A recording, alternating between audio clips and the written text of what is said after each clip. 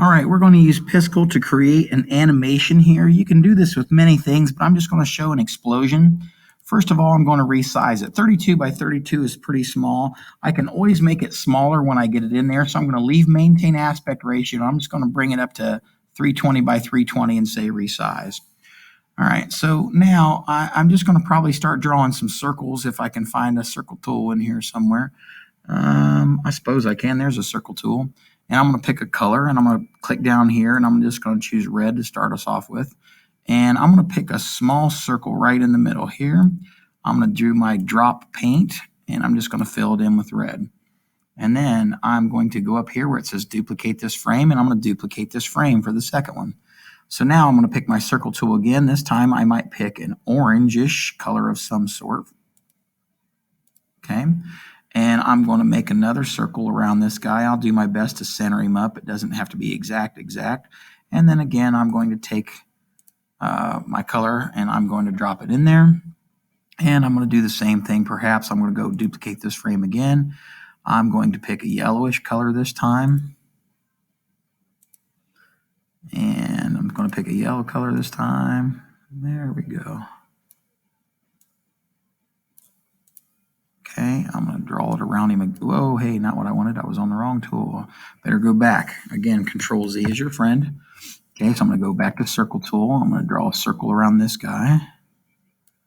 And I'm going to pour some paint in him. And who knows, I may finish him off with a thin red streak too. So I'm going to go back to Circle. I'm going to go back to a reddish color again. And a nice little thin red streak around the whole thing. And again, I'm going to go pour paint.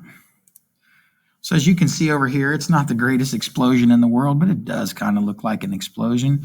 So now let's talk about how to export it. So over here, it'll say save, which I should probably save to gallery. Always a good idea. We're going to call it explosion. And we're just going to say save to my gallery.